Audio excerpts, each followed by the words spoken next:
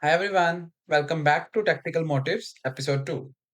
In this series, we learn one chess tactic idea in each video using real games from chess legends and world champions. In episode 1, we learned forks. Today, we are learning pins, one of the easiest and most powerful tactics in chess. So, what is pin?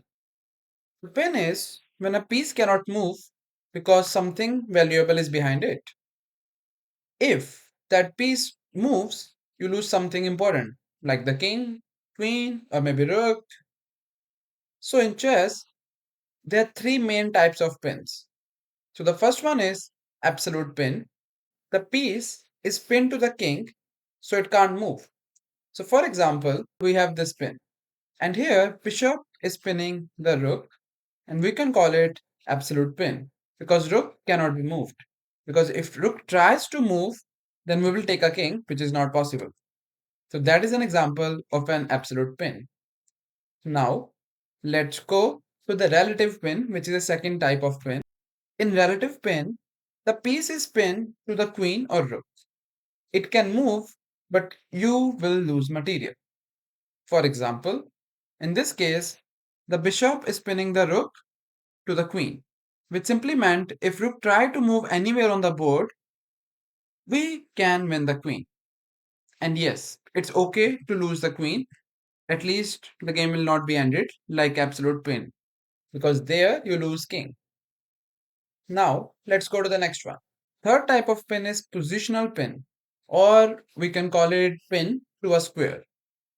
What happens in that is piece is pin because moving it creates a big weakness or you loses something. I'll show you an example of this during the video. Now let's see some positions and let's try to learn from the best. Position 1 is Paul Morphy as white versus Duke Karl and Count Isouard as black from Paris 1858, the famous opera game. Paul Morphy is one of the greatest attacking players in chess history. Many people call him the best player of 1800s. His opponents were strong players from that time, but Morphy punished them with a fast development and clean tactics. Let's take a look on a position and see what's happening here. Morphy has just moved his queen to b3 and he is attacking on f7 and at the same time he is attacking on b7 with a queen. Black replied with queen e7, just protecting f7 square so that kings will stay safe.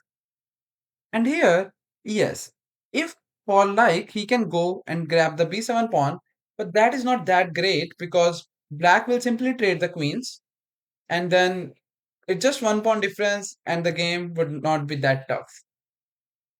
So that is why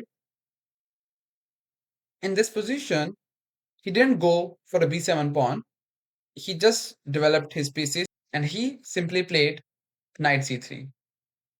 And now black replied with c6 and now b7 pawn cannot be attacked because queen is also defending b7 and f7 at the same time. And here white simply played bishop g5. And now if you see, black is in like a zugzwang. Now the question is what is zugzwang, which we might discuss it later. But what's happening here is he cannot develop his pieces. Why? The bishop is blocked by the queen, and this knight cannot be developed on d7 because d7 will hang. And that is why black didn't continue with the best reply. Here, the best reply could be knight a6. Yes, it looks very weird, and it is weird, but that is the best reply for that if white wants to continue the game. The idea is we'll simply take on f6 first, and now queen can't take because queen takes b7 will come with a fork. So the only option left is g takes f6, and we will simply capture the knight on a6, b takes a6, and white will simply castle. And if we see this position, black's pawns are too bad.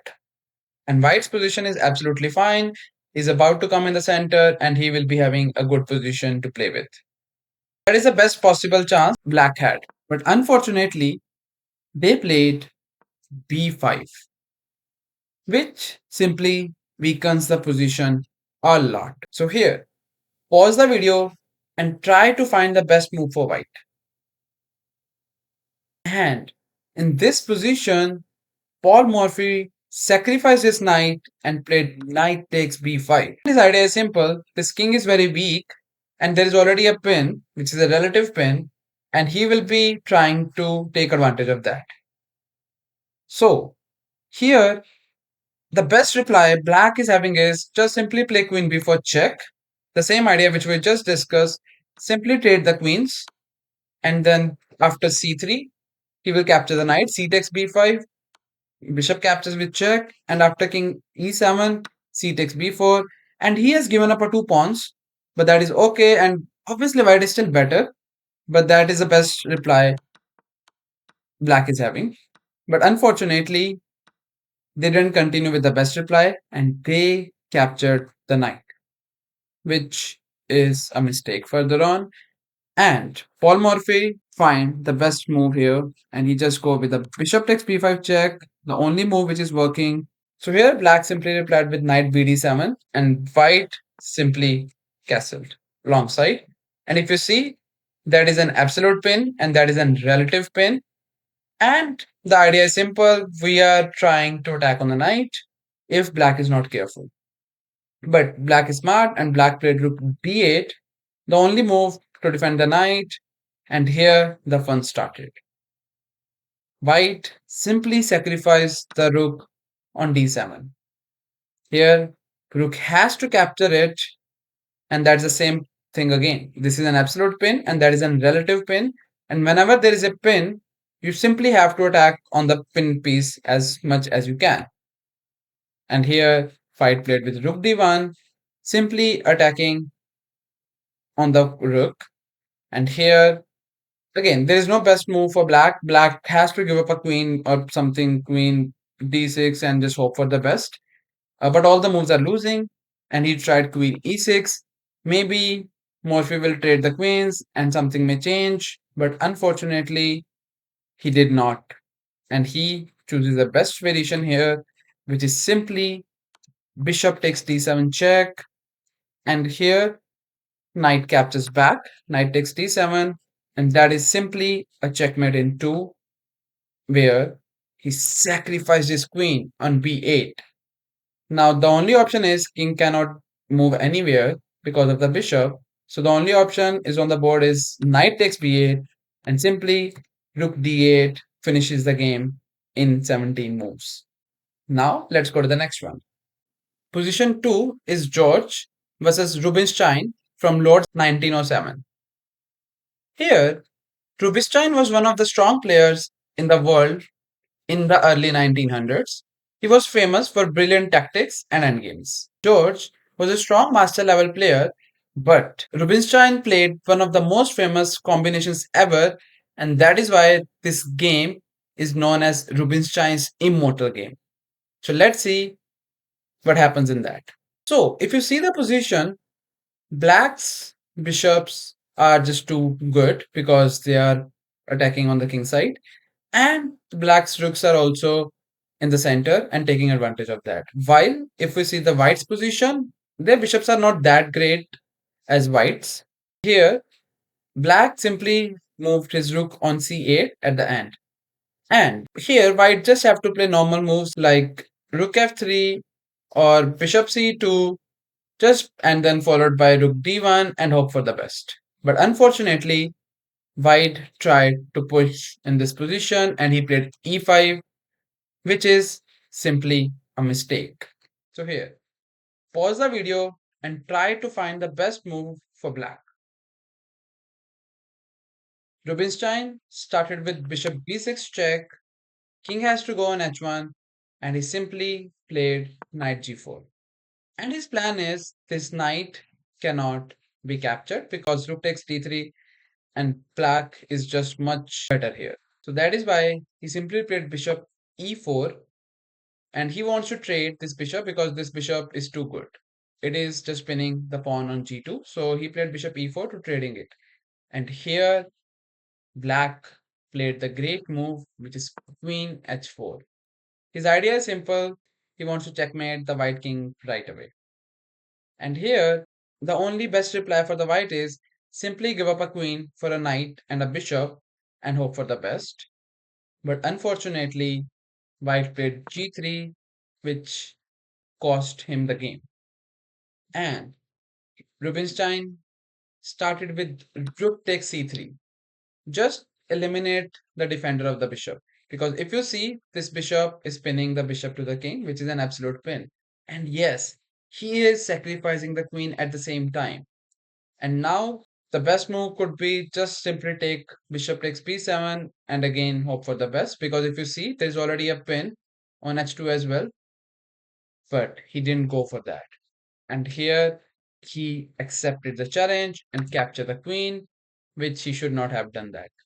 And now black played another brilliant move, which is rook d2, simply attacking the queen and asking where the queen is going. And unfortunately, queen is having no good squares, and he accepted the challenge again and he captured the rook. And here white just collapsed because black played bishop takes e4 check. And now if you see, with the bishop pair, king cannot go anywhere. All the squares for the king is just occupied. And here he blocked with the queen and he didn't capture the queen because if you capture the queen, the game is simply a draw. Black is slightly better, but not that big advantage. So you can't capture the queen. Here, the best move is rook h3. And the idea is this is pin and this is checkmate coming on h2 and no one can stop it. If you try to capture the bishop, it's a simply checkmate on h2 with the help of bishop and knight. So that is why on this position, white simply resigned the game. Now, let's go to the next one. Position 3 is Paul Keres versus Vasily Smyslov from 1939. Paul Keres was one of the best players in the world for many years and a top contender for World Championship. He was known for his sharp calculation. While on the other side, Vasily Smyslov became the seventh world champion and he was famous for his positional play and perfect endgames. So let's see the position. So pause the video here and find the best move for white. Okay, so if you see, white is having four pieces and all the four pieces are coming to attack on the black king. And here, do you remember I told you about the positional pin? Here, this is an example of positional pin. If you see queen h7 could be a checkmate, you are already a great. And here, white simply sacrificed his knight on h5. His plan is simple. If black tries to capture the knight, that is simply a checkmate in one. With the help of rook, king cannot go anywhere and knight is protecting the queen. So that is why this sacrifice cannot be accepted. And black here simply played king h6 and here he's threatening to win the knight with the king. White simply played knight f6 and his threat is knight g4 fork which will win the queen. Here he captured the pawn on e3 with check, king goes on h1 and he simply played queen d4. Here white simply played knight takes e6 capturing the pawn and attacking on the queen. Black played queen takes h4 check, king g1 and here white should have just continued the game with normal like rook c8 and hope for the best. But he played d4 and here he collapsed fully. And white started with queen c1 check. And if you see, the knights are really dominating the king.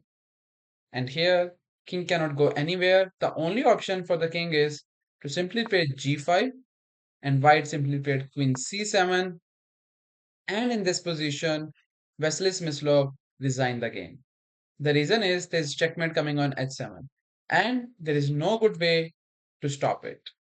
Whatever he will do, it's just insufficient.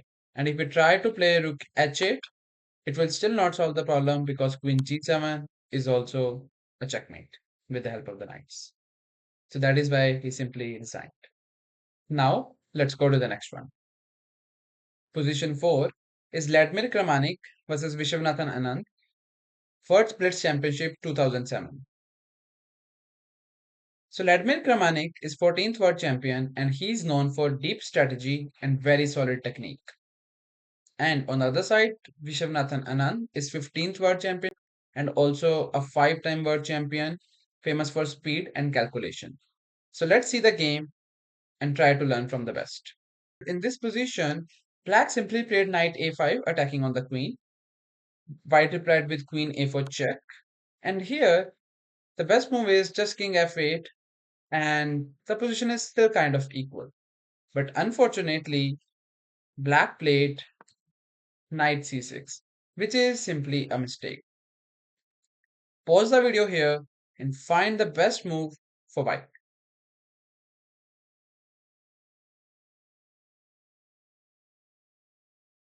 And in this position, White played a brilliant move, which is bishop take a6.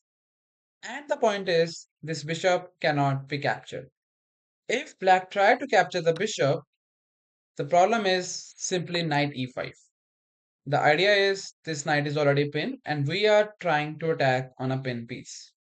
And here if Black tried to protect with the queen b6, the only option, here White will continue the game with knight e2. The idea is he's attacking on the same piece thrice and now there is no way to defend the knight more.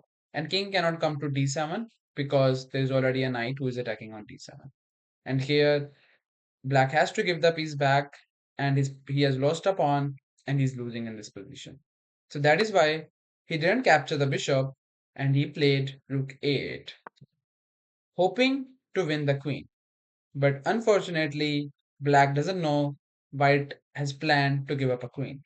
And here he played bishop take b7, sacrificing his queen. And Black has to take it. There's no other good option. And Black accepted the challenge and played rook takes a4. And White simply captured the knight with a check, king f8, and he even captured the rook. And if we see this position, he has given up a queen, but White got a rook, knight, and two pawns. And White is having clear advantage. And Black is having no real plans how he's about to activate the rook on h8. So the game continues on for a few more moves. So like he played knight e4, White simply played bishop b7. And his idea is rook c8, which will be an absolute pin, protected with the bishop, and which will win the queen and the game. So Black has to stop that, and Black played knight d6. And here White simply eliminated the knight and played bishop takes d6, queen takes d6. And here the only good move which is working is simply rook c6. Asking the queen, where is he going? And if queen will go to b4, here rook c8 is already a winning idea because after bishop d8, rook will take it, and after king e7, you will even win the rook as well, which is a completely winning position. So that is why Black here played the last trick, which is queen d7, and hoping he can do something, but unfortunately, White played rook c8, and after bishop d8, he has a great idea, which is knight e5. And nothing can be done, and his next move will be knight c6, which will attack the bishop, and he cannot do much about it. And if required, the other knight will still join the party with the knight c5 ideas, and White is simply winning, and that is why Black here resigned the game, because there is nothing more to be done. Now, let's go to the next one. Position 5 is Viswanathan Anand versus Garry Kasparov from 1997. For Anand, he doesn't need any introduction. Garry Kasparov is the 13th world champion and one of the greatest players in chess history, known for pressure and brutal tactics. So let's see this position and see how it goes.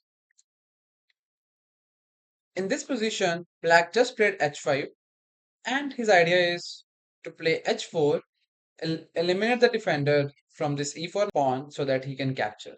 That was his simple idea. And here he should be playing rook e1, just simply defending the pawn, and maybe he can hold the game. But unfortunately, White did a blunder here and he captured the pawn with a knight. Pause the video here and find the best move for black. And black just played the best move here and he just captured the pawn on e4. And if you see, he is about to move the knight and there will be a tough time for white to defending this position. White tried with queen f3, but it doesn't work because of g4 attacking the queen, and queen can't capture it because it's already protected. So the only option is queen g2, and here black played a move which is simply rook h8, and that move is simply trapped the knight. Knight cannot be moved anywhere. The reason is here the pawn is protected, and here the king, and here the king. So it looks like why can't this knight can go to g3?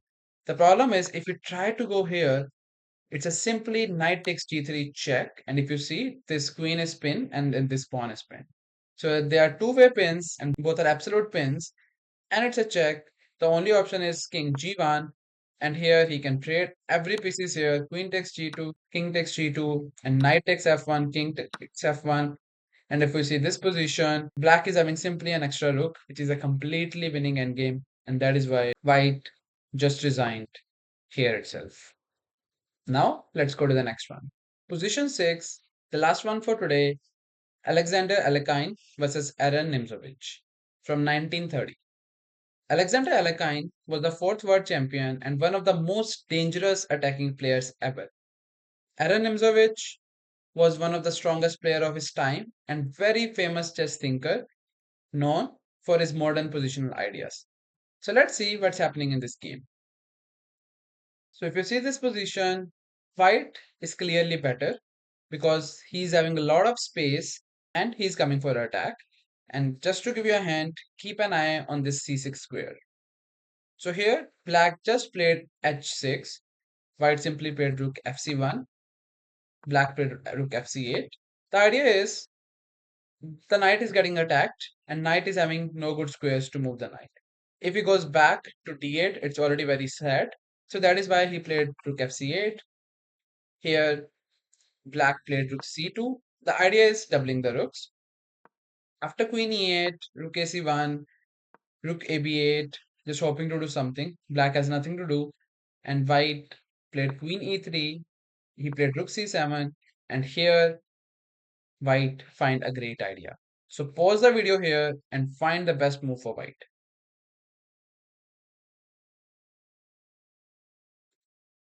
And the idea is black cannot do anything about that because it's already a relative pin and there's also a pin on c7 which is also relative. White is having two pins and black can't do anything about that. So black played rook c3, queen d7, rook c2, and here king f8, and that was idea. Queen c1. That is also known as Alekhine's gun, and he has showed us how to use this. Can you see this is a pin? There are two pins and no piece can be moved. The black pieces are just stuck. Here he doubled the rooks, rook c8, and here white found a great idea which is bishop a4. And his plan is he wants to play b5 and knight has to move and then he will win the rook. Or if knight doesn't move, then he will win the knight. Here black tried b5, he simply captured, and after king e8, he simply goes back. His idea is I'm gonna play b5 and you can't do anything about that. Here he played king d8. Here, if he likes, he can play b5 and he's still fine, he's still winning. But just to tease his opponent, here he played h4 just to show that each and every move pretty much in this position is winning. And here black simply resigned the game because there's nothing can be done. So that's Tactical Motifs episode 2 about pins. If you enjoyed the video, subscribe for more tactical motives. See you in the next episode.